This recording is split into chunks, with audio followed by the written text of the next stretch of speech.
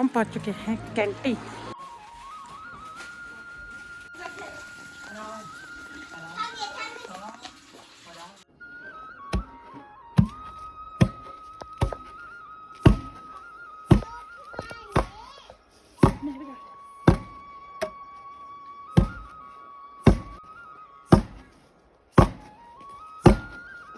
हाँ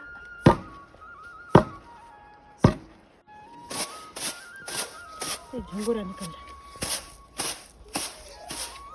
जय माता दी की दोस्तों, आप सभी को मेरा नमस्कार। मैं रश्मि बिष्ट आप सभी का स्वागत करती हूँ अपने यूट्यूब चैनल कोच रश्मि बिष्ट में। तो कैसे हैं आप लोग? आशा करती हूँ आप सब लोग स्वस्थ होंगे, मस्त होंगे, हम भी स्वस्थ हैं। तो मेरी वीडियो की स्टार्टिंग हो रही है अभी सुबह की 9 बजे से और मेरी तैयारी अभी कैंटीन जाने की। तो मैंने सोचा एक ब्लॉग भी बनाया जाए कैंटीन जाने का। तो मैं जा रही थी हस्बैंड के साथ और फौजी लोग घर आते हैं तो कैंटीन का राउंड तो लगता ही लगता है। तो मैंने बोला आप अकेले ही चले जाते हो तो मुझे भी लेके जाओ। तो उनके साथ जा रही हूँ और काम फटाफट निपटाया। लेकिन जेंट्स लोगों के साथ तो आपको पता है जितना जल्दी भी करो हमेशा उनको लगता है कि हम लेट कर रहे हैं, लेकिन हमें ही पता है हमें कितने काम करने पड़ते हैं और साथ में सब कुछ मैनेज करना पड़ता है। तो फाइनली तैयार भी हो चुकी हूँ और अभी जा रहे हैं हम लोग कैंटीन। तो अभी दिखाती हूँ बाहर का मौसम। तो ये है अभी का मौसम और पहाड़ों में तो मानसून आ चुका है। तो ये देखिए बारिश का जैसा मौसम भी हो रखा है और 2 दिन से कंटिन्यू बारिश भी आ रही है। तो अच्छा हो गया है, ठंडा भी हो गया है और चारों तरफ हरियाली भी दिखने लगी है।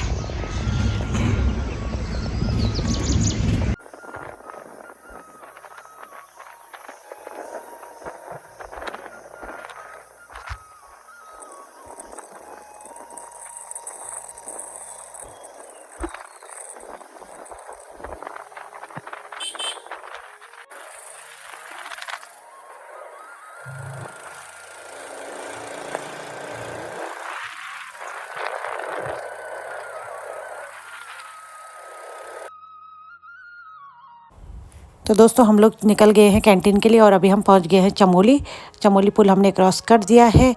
तो यहाँ से जाना है हमने बद्रीनाथ वाला रूट जो है, जहाँ ये वाला बद्रीनाथ का रास्ता है और दूसरा रास्ता जो जाता है कर्णप्रयाग की साइड जाना है। तो हमें बद्रीनाथ वाले रास्ते में जाना है। यहीं रास्ते में क्षेत्रपाल पे पड़ती है हमारी कैंटीन। तो वहीं हम लोग जा रहे हैं सामान लेने के लिए और मैं और हस्बैंड जा रहे हैं सामान लेने के लिए। तो जिस हिसाब से अभी यात्रा मतलब खूब यात्रा चलती है उस हिसाब से गाड़ियाँ दिख नहीं रही है यहाँ पे। नहीं तो ये वाला रूट जो है बद्रीनाथ का ये फुल भरा रहता है यात्रियों से, लेकिन उस हिसाब से गाड़ियाँ मिल नहीं रही है आज। और मस्त वाला मौसम हो रखा है, गर्मी तो हो नहीं रही है। तो अभी ठंडी ठंडी हवाएं चल रही है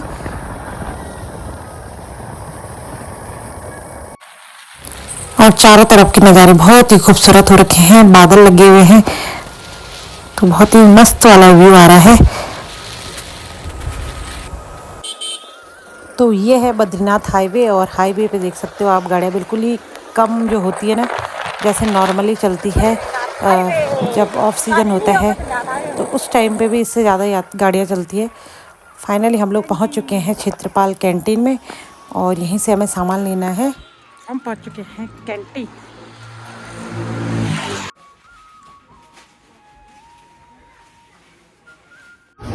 ये सामान कुछ खरीद लिया है, कुछ हस्बैंड लेके आ रहे और कुछ सामान लेके आ रहे हैं मेरे हस्बैंड जी। तो 2 बैग में हमने सामान रखे, अब यहाँ से ढंग से उनको रखेंगे, फिर उसके बाद जाएंगे यहाँ से घर की तरफ। और कैंटीन से सामान वगैरह हमने ले लिया है और हम दोनों निकल पड़े हैं घर के लिए। तो सबसे इससे पहले हम जाएंगे गोपेश्वर, क्योंकि गोपेश्वर में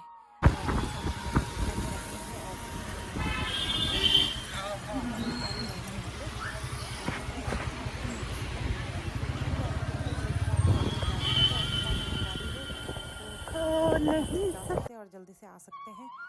तो ये है खूबसूरत नज़ारा चमोली में जो पुल बना है उसका।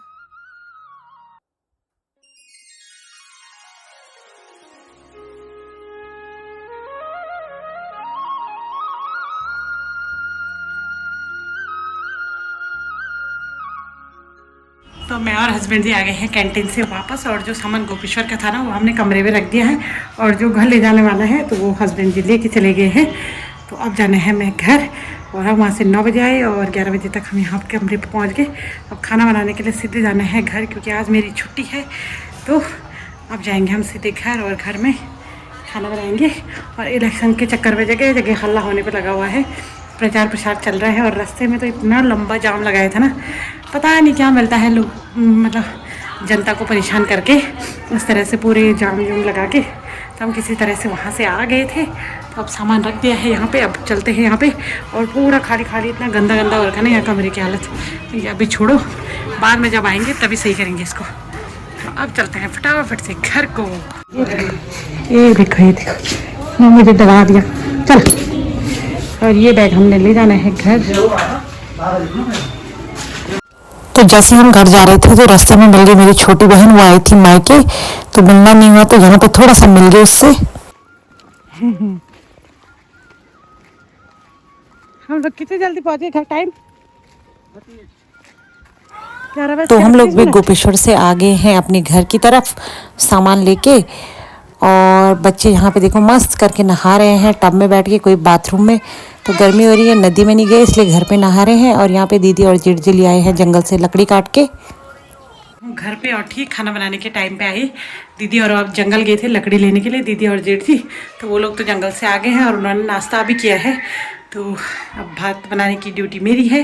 तो फटाफट अब करती हूँ मैं कपड़े चेंज। और बच्चे नहा रहे हैं बाहर पे, क्योंकि गर्मी हो रही है और नदी में अब वो जा नहीं सकते, क्योंकि पानी बारिश की वजह से ना पानी बढ़ गया है और काला भी हो गया है पानी। तो बच्चे अब नदी में नहीं जाएंगे, तो वो नहा रहे उधर, अपना नहाने में बिजी है। तो अब मैं करती हूँ खाना बनाने की तैयारी सीधे, क्योंकि फिर खाना टाइम से हो जाता है। तो इसलिए तैयारी शुरू करती हूँ। और क्या बोलते हैं, नहीं थकान भी लग गई है बाइक में ना। तो पहले खाना बनाएंगे, उसके बाद ही होगा आराम जो भी होगा। तो मिलते हैं आपसे बाद में। तो अभी टाइम हो गया है शाम के 4 बज के। और खाना खाने के बाद तो हम लोग सब लोग आराम करने के लिए चले जाते हैं, थोड़ी देर सो के। तो मैं उठ गई हूँ और दीदी जी चली गई है गाय भैंस के लिए घास लेने के लिए, और सासू जी चली गई है अपने दोस्तों के पास घूमने के लिए। तो आज मेरी जिम्मेदारी है बच्चों को देखना। तो बच्चे अभी भेजे हुए थे उसके पापा के साथ घूमने के लिए, लेकिन क्या हुआ पता है, अक्षु की तबीयत ख़राब हो गई, उसको बुखार आ गया। दिन भर तो वो टब में बैठे रहते हैं पानी में। तो आजकल मौसम यहाँ पर ठंडा हो गया है, शहरों के मुकाबले तो बिल्कुल हाफ टेम्परेचर होगा यहाँ पे। तो ठंडा हो गया, वो टब में बैठी रही पानी में, तो शायद ठंडा हो गया, तो उसको बुखार आ गया है। तो उसको मैंने रख दिया है अभी कमरे में। और मैं भी अब शाम की सब्ज़ी वगैरह निकाल देती हूँ। तो मैं जा रही थी बगीचे में बीन्स निकालने के लिए, क्योंकि खाली थी घर में और टाइमली निकाल दूँगी तो सही रहता है। तो अब मैं जा रही हूँ अपने बगीचे में बीन्स निकालने। और ये है हमारी ककड़ी की बेल। तो ककड़ियाँ भी लगनी शुरू ही होने वाली है, छोटे छोटे खीरे तो हमारे यहाँ लग ही रहे हैं। ये देखो बहुत सारी ककड़ियाँ लगने वाली है, बहुत जल्द ककड़ी खाने को मिलेगी। और बहुत सारी बेल है हमारी।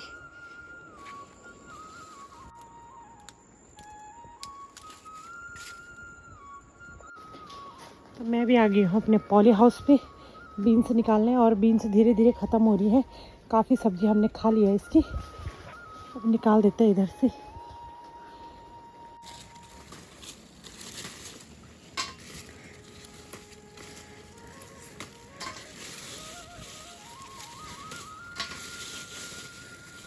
और धीरे धीरे बीन्स के पौधे भी ख़राब ही होने लग गए हैं।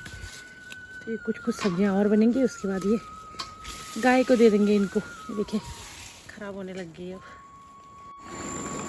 तो ये इतनी सारी बीन्स मैंने निकाल दी है। और इसके साथ आलू भी काटने हैं, प्याज भी काटने हैं, तो हो जाएगा सब्जी पूरे परिवार के लिए। क्योंकि परिवार भी बड़ा है तो इतनी सारी तो लग ही जाएगी। और ये है हमारे पॉली हाउस का कुछ नज़ारा। तो ये मैंने आपको लास्ट टाइम भी दिखाया था। चुकंदर, बीटरूट बहुत सारे हो रखे हैं, तो हम लोग रोज़ ही खा रहे हैं लगभग।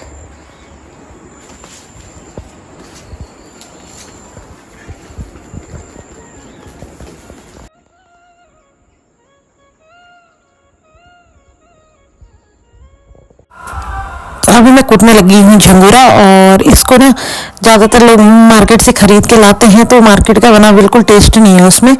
तो मैंने सोचा कि थोड़ा क्यों ना कूटा जाए, जब घर पे हूँ तो मैं अभी कूटी हूँ थोड़ा झंगोरा। और इसकी जो कपली बनती है बहुत टेस्टी वाली बनती है। और जो बेनिफिशियल है शुगर वगैरह में, तो यही वाला झंगोरा बेनिफिशियल होता है। वो मार्केट वाला तो मशीनों में मतलब मशीनों में कूटा गया, उसका क्या बेनिफिट होना है। तो ये होता है, इसका प्रोसेस थोड़ा लंबा होता है। अभी आपको दिखाऊंगी कि इस तरह से मैं कूट रही हूँ इसको।